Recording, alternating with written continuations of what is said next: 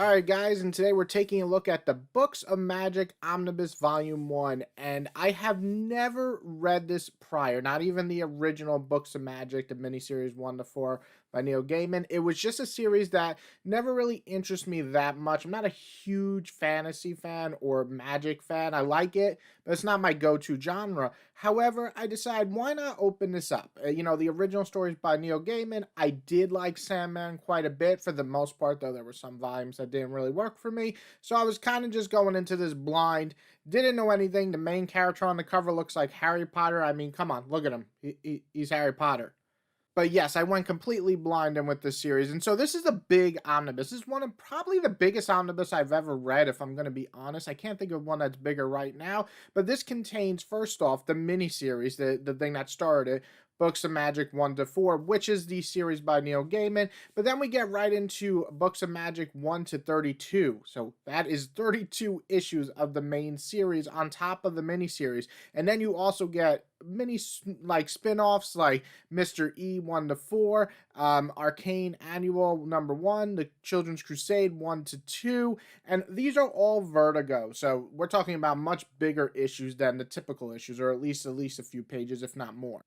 And as we dive into this 1,500 plus page omnibus, let's talk about what starts it off. The 4-part series is the original comic created by Neil Gaiman. He was really on a hot streak back then with Sandman, and this kind of feels like an extension of that world in some ways. Basically, Tim is a boy who will become the greatest magic wielder of all time with his trusty owl, Yo-Yo. This 4-part series takes kind of a tour into the magical world of DC, and that's really cool because Tim is kind of just being introduced to all these different characters and places in the DC universe. And so if you're not used to it, that's okay because we're going on the tour with Tim, who has no clue what the fuck is happening, and it really makes it a very enjoyable series. However, even if you do know the background to a lot of these things, it adds to it. It's not like you're just reading about stuff that you already knew about.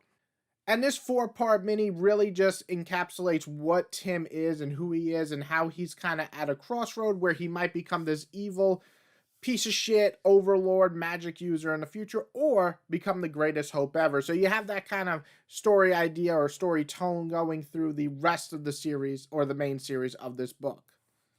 And the main meat of this book is done by John Rieber, I believe his name is. Now, I've read his Captain America Marvel Knight series, and I liked it, especially the first volume was very good, and then it kind of teetered off.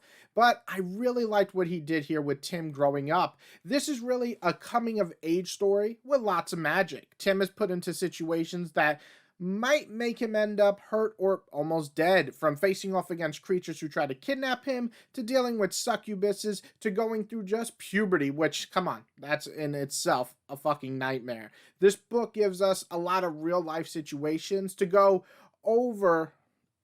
This book gives a lot of real life situations on top of having dragons talking, spiders making deals with people. It's just zany, but in the right amount of way, and it still feels somehow realistic or grounded, which is kind of amazing that it's able to do that. So that really covers the main series and the 4-part mini, and I think him going through all these trials and tribulations really just builds him, and we get some of the greatest character moments I've seen in comics.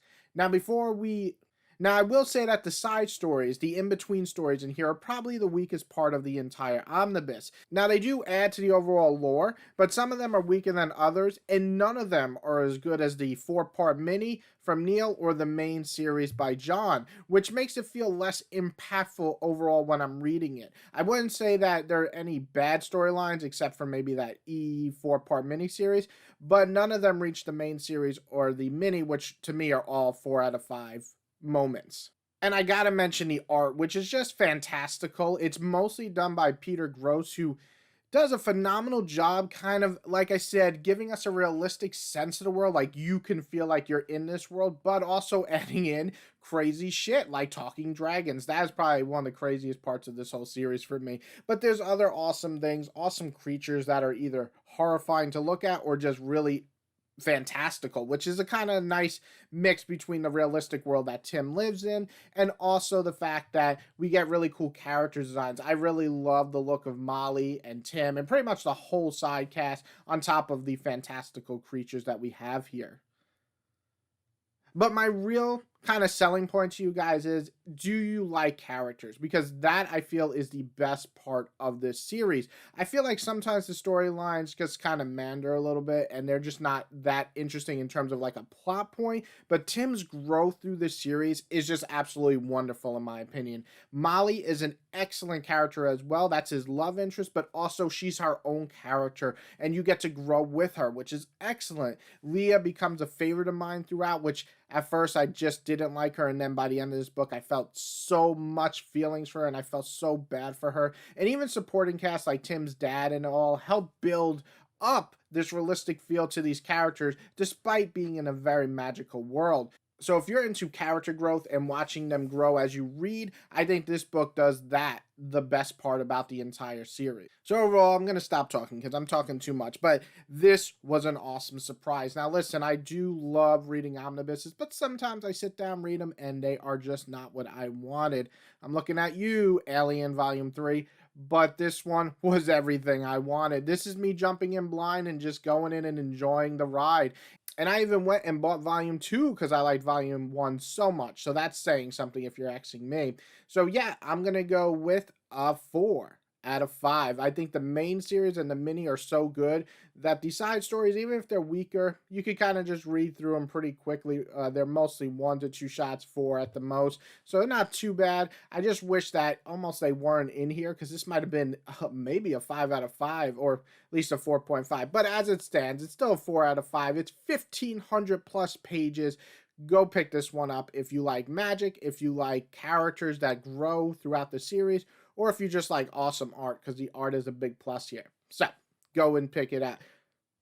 So go and check it out. And if you like what you're watching right now, I do a lot of different comic stuff, but also other stuff like video games and tier lists. So if you like that, hit this like button on this video. It means a lot to me. But even more important, hit the subscribe button. I got more videos coming out. And I hope you guys just have a wonderful, magical day. That was corny as shit.